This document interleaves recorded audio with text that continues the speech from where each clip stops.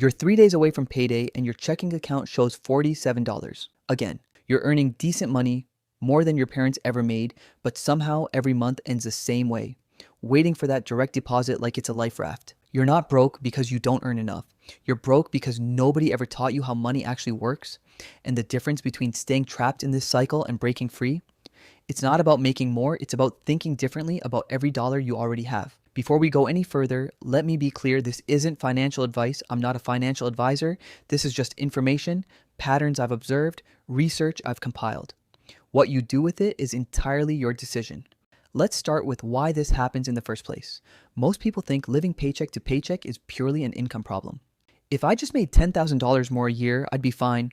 But here's the uncomfortable truth. There are people making $45,000 who've built comfortable financial cushions. And there are people making $95,000 who are one missed paycheck away from disaster. Income helps, obviously, but it's not the actual problem. The real problem is cash flow blindness. You know roughly what you earn. You have a vague sense of what you spend, but you don't actually know where every dollar goes. It just disappears. Subscriptions you forgot about. Lunch here, coffee there, impulse Amazon orders, DoorDash twice a week because you're too tired to cook. None of it feels significant in the moment, but add it up over a month and you've spent $600 on things you barely remember. Here's the first real step, and I know you've heard it before, but you probably haven't actually done it. Track every single dollar for 30 days. Not in your head, not roughly. Actually write it down or use an app. Every coffee, every streaming service, every quick stop at Target that somehow costs $80. You need to see the truth about your spending, not the story you tell yourself about your spending. Most people skip this step because it feels tedious. And that's exactly why they stay stuck. You can't fix what you can't see. Financial freedom doesn't start with a budget. It starts with awareness. You need to know your enemy before you can fight it. Let's say you do this. You track everything for a month. Now you're staring at the data and it's probably uncomfortable. You spent how much on food delivery? Your subscriptions add up to what? This is the moment most people either get defensive or give up entirely. Don't do either. This isn't about shame, it's about information. Now, here's step 2. Separate your expenses into 3 categories: non-negotiable, negotiable, and stupid. Non-negotiable is rent, utilities, insurance, minimum debt payments, basic groceries, things that keep the lights on and a roof over your head. You can't cut these, at least not immediately. Negotiable is everything that you need but could cost less with some effort. Phone bill, internet, car insurance, grocery spending. These aren't optional, but the amount you pay is flexible. Most people overpay in these categories simply because they've never bothered to shop around or negotiate. Then there's the stupid category, and I say that with love. These are expenses that provide little to no value. The $15 monthly subscription to something you used once, the $12 you spend every workday on lunch when you have food at home, the $50 impulse buy that's still in the box 3 months later. This is where the bleeding happens. Here's what shocks people. The stupid category is usually 20 to 30% of total spending, sometimes more. That's $600 to $900 a month for someone spending $3,000 monthly. Cut half of that, and you've just found $300 to $450 a month. That's the difference between living paycheck to paycheck and starting to breathe. But here's the problem. Cutting expenses feels like punishment. It feels like you're depriving yourself, sacrificing happiness, living some joyless, minimalist nightmare. And if that's how you frame it, you'll fail. You'll last maybe 2 months before you snap and blow $500 on something you don't need just to feel normal again. The reframe is this. You're not cutting spending, you're buying freedom. Every dollar you don't waste on stupid stuff is a dollar that works for you instead of against you. That $7 latte isn't just $7. It's $7 you could invest that turns into $10 in 5 years, $15 in 10 years. You're not giving up coffee. You're choosing future freedom over present convenience. Now let's talk about the negotiable category, because this is where people leave thousands of dollars on the table every year. Call your car insurance company, tell them you're shopping around. You'll be stunned how fast they find you a discount. Same with internet, phone bills, even rent in some cases. Most companies have retention departments whose entire job is keeping customers, but they only offer deals if you ask. Groceries are negotiable too, not in the sense of haggling at checkout, but in how you shop. Meal planning saves a ridiculous amount of money. Buying generic instead of name brand saves 20 to 30% on average. Shopping sales, using cashback apps, buying in bulk for non-perishables. These aren't extreme tactics, they're just intentional. And intentional spending is how you stop bleeding money. Here's where most advice stops. Cut expenses, save the difference. Congratulations, you're fixed. But that's not the full picture. Saving money in a checking account is step 1. It's necessary, but it's not sufficient because saving alone doesn't break the cycle. Building systems does.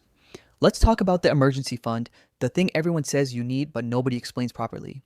The standard advice is 3 to 6 months of expenses saved. For most people, that sounds impossible. If you're living paycheck to paycheck, the idea of saving $10,000 or $15,000 feels like being told to climb Everest in flip flops. So forget that number for now. Your first goal is $500. That's it. Just $500 sitting in a savings account you don't touch unless something breaks. A surprise car repair, a medical bill, something that would normally go on a credit card and cost you double in interest.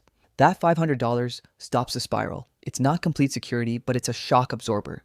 Once you hit $500, aim for $1,000, then 1 month of expenses. You're building momentum now, not just savings. Every milestone proves to your brain that this is possible. And that psychological shift, the belief that you can actually do this, that's worth more than the money itself. Here's the next layer most people miss. The emergency fund keeps you from going backward, but it doesn't move you forward. For that, you need to stop thinking about money as something you save and start thinking about it as something you deploy. Let's say you've cut $400 a month from wasteful spending. You've built your $1,000 emergency fund. Now what? This is the fork in the road. Most people either relax and start spending again, or they keep piling money into savings where it sits earning 0.5% interest while inflation eats it alive. Both options are mistakes. Here's what changes the game. Take that extra $400 and split it. $200 continues building your emergency fund until you hit 3 months of expenses. The other $200 goes into an investment account. Index funds, Roth IRA if you're eligible, something that grows faster than inflation. Why? Because savings are defense. Investments are offense. You need both. Savings protect you from disasters, investments build wealth, and here's the part that breaks people out of the paycheck to paycheck trap. Once your money starts making money, you're no longer solely dependent on your paycheck. It's small at first, maybe $50 a year in returns, but it grows, compounds. 5 years in, that invested money is generating hundreds annually. 10 years in, thousands. But let's address the real psychological trap that keeps people stuck. Lifestyle inflation. You get a raise, finally an extra $300 a month, and within 2 months, you're spending an extra $350. Nicer apartment, better car, more dinners out. The raise disappears and you're right back where you started, just with fancier stuff. This is the cycle that destroys wealth building. Your income grows, but your financial position doesn't. You're making more and somehow still broke. The fix isn't complicated, but it requires discipline most people don't have. When you get a raise, pretend you didn't.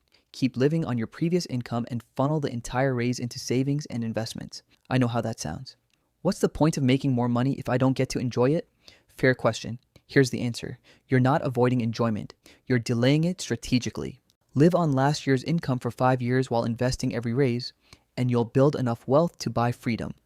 Keep inflating your lifestyle with every raise and you'll stay trapped forever, just with nicer chains. Now let's talk about debt, because ignoring it won't make this easier. If you're living paycheck to paycheck and carrying credit card debt, you're fighting uphill. High interest debt is a wealth destroyer. A $5,000 balance at 22% interest costs you $1,100 a year just in interest. That's $1,100 that could have been invested, saved, or used to build security. Instead, it evaporated. There are 2 main strategies for paying off debt. The avalanche method. Pay off highest interest rate first. Mathematically optimal, saves the most money. The snowball method. Pay off smallest balance first. Psychologically effective, gives you quick wins. Both work. Pick the one you'll actually stick with. But here's the critical part. While you're paying off debt, you still need to save something, even if it's just $50 a month. Because if you dump every spare dollar into debt and then something breaks, you're right back to the credit card. You need a small buffer. Even while attacking debt, it slows down debt payoff slightly, but it prevents backsliding entirely. Let's talk about income now, because at a certain point, cutting expenses maxes out. You can't cut your way to wealth. If you're truly earning too little to cover basics, you need more income. But here's the trap. Most people think that means working more hours at their current job. Overtime, extra shifts, weekends, that's trading more time for slightly more money. It works short term. Long term, you burn out. The better move? Different income, not more hours. A side hustle that pays better per hour than your main job.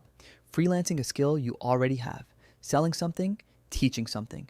The goal isn't to work 80 hours a week forever. It's to work an extra 5 to 10 hours a week on something with higher hourly value.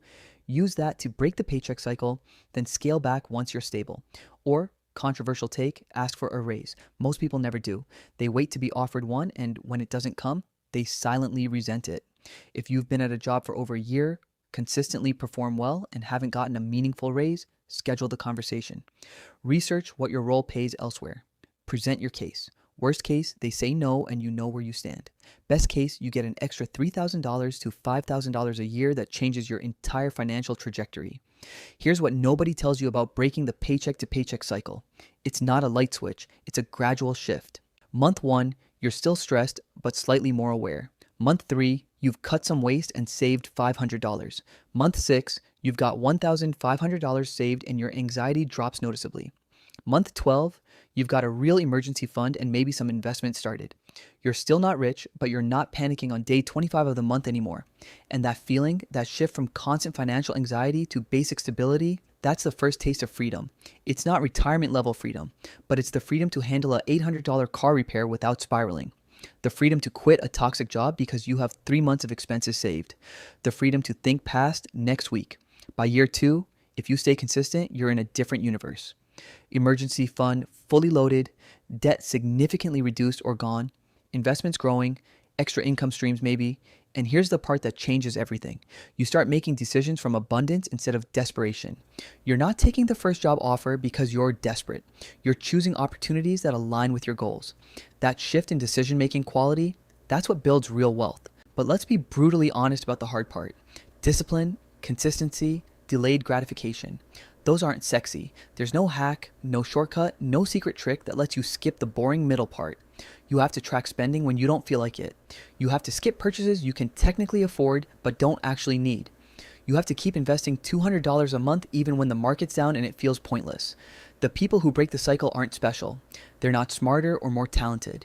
They just refuse to quit during the boring part. They understood that financial freedom isn't built in a moment of inspiration. It's built in 1,000 small decisions that nobody sees and nobody celebrates. Here's the final thing. Breaking the paycheck to paycheck cycle doesn't mean you'll never worry about money again. It means you'll worry less and differently. You'll shift from, can I pay rent, to, should I max out my Roth IRA or save for a down payment? That's a better problem to have.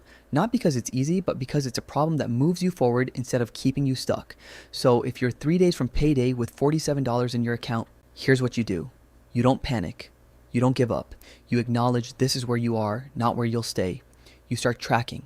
You start cutting. You start saving. You start building $1 at a time, one decision at a time, 1 month at a time. Because the gap between paycheck to paycheck and financial stability isn't as wide as it feels. It's just wider than one paycheck, 1 month, one shortcut. It takes time, it takes intention, but it's doable.